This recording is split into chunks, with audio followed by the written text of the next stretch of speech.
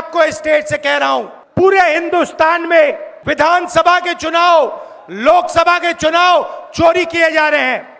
और इनकी आखिरी साजिश यह है कि बिहार में एसआईआर करके नए वोटरों को जोड़कर, वोटरों को काटकर ये बिहार का चुनाव चोरी करें।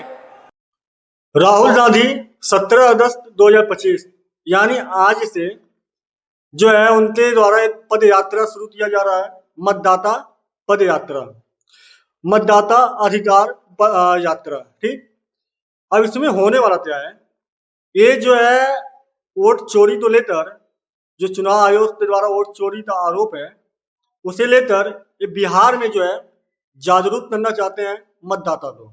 जितने वोटर हैं उन्हें जो है जागरूक करना चाहते हैं, लेकिन ये चीजों को लेकर बीजेपी साम दाम दंड भेद सब अपना रही है कि ये इनका जो यात्रा है वो सफल ना हो पाए। बहरहाल मैं बताऊंगा कि बीजेपी जो है इनकी यात्रा को प्रतिबंधित करने के लिए, रोकने लिए क्या क्या बयान दिया है बीजेपी द्वारा दिया जा रहा है। बहरहाल इसमें हमें पहले बात कर लेते हैं कि राहुल जी के द्वारा जो प्रक्रिया होने वाली है इसमें क्या होगा, करने देगी। हम चलते हैं विस्तार में थोड़ा बात करते हैं। 17 अगस्त 2025 बिहार में अपनी ओर अधिकार यात्रा, मतदाता अधिकार यात्रा की शुरुआत की गई। यह यात्रा सासाराम से आरंभ होकर 16 दिवसीय अभियान के रूप में फैलेगी और 1 सितंबर को पटना के गांधी मैदान में एक भव्य रैली के साथ जो है समाप्त होने वाली है। इस यात्रा का उद्देश्य विशेष संवेदनशील संशोधन एसआईआर प्रक्रिया के अंतर्गत मतदाता सूची में कथित रूप से की गई गलतियों और वोटर वंचना के मुद्दों पर लोकतंत्र में इससे बड़ी विडंबना क्या होगी कि लोगों से उनके वोट डालने की और सरकार चुनने की आजादी छीनी जा रही है। मैं तेजस्वी यादव आप सभी को आश्वस्त करता हूं कि आपकी वोट डालने की लड़ाई शिद्दत के साथ लड़ूंगा। तानाशाही एसआईआर मतलब बिहार की जनता से उनका वोट चोरी करने का तरीका। पहले छुपके करते थे, अब खुलेआम सबके सामने।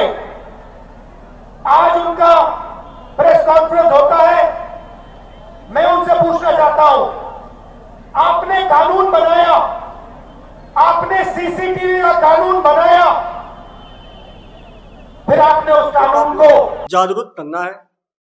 आज हम बात करें अगर यात्रा में इंडिया गठबंधन के कई नेता जैसे तेजस्वी यादव, सीपीआई एमएलए दीपवंवर भट्टाचार्य सहित अन्य पार्टियां भी शामिल होंगी।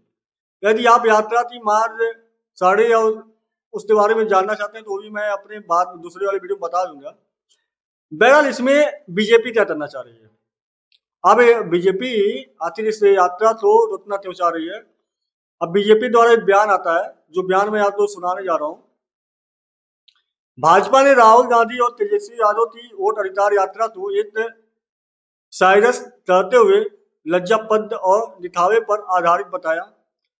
उनका मानना यह है कि यात्रा लोगों को केवल मनोरंजन करने वाली एक तमाशा है, लेकिन इससे किसी के खास ध्यान या समर्थन मिलने की उम्मीद नहीं है।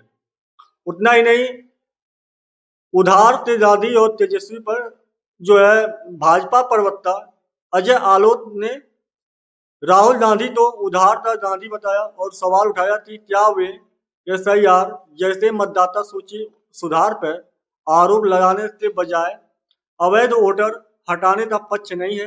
उन्होंने तेजस्वी यादव पर कटाक्ष करते हुए पूछा कि उनके पास 2 वोटर कार्ड हैं, कैसे, क्या एक बांग्लादेश या पाकिस्तान से आया है।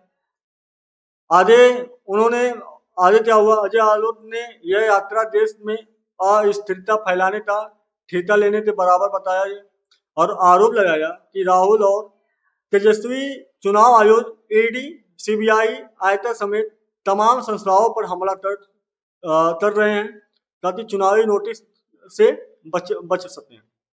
इतना ही नहीं, आगे भी जो हुआ वो भी हम बताते हैं। कांग्रेस नेता अखिलेश प्रसाद सिंह ने बीजेपी द्वारा बांग्लादेशी घुसपैठियां बचाने वाले यात्रा करने पर जवाब देते हुए उन्होंने कहा उनकी और चुनाव आयोग की चोरी पकड़ी गई है। तो वही कहना बचेगा। बीजेपी के बिहार अध्यक्ष दिलीप जायसवाल ने राहुल और तेजस्वी की जोड़ी की तुलना यूपी के फेल्ड 2 लड़कों से करते हुए उनका एक और मजाकिया किंतु कटाक्षपूर्ण बयान जारी किया। उतना ही नहीं, ये सारी चीजें जो हो रही हैं, ये सारी चीजें क्यों हो रही हैं? ये जो बयानबाजी हुआ है, आखिर इस तरह का जो बयानबाजी हुआ है क्यों हो रहा है? बस इसीलिए हो रहा है कि राहुल गांधी की या कांग्रेस की जो यात्रा है वो पूरा ना हो। अगर वो यात्रा पूरा भी होती है तो उसमें जो जुड़ने वाले लोग हैं उन्हें पहले ही भड़का दिया जाए। इन चीजों से कोई लाभ नहीं मिलने वाला है।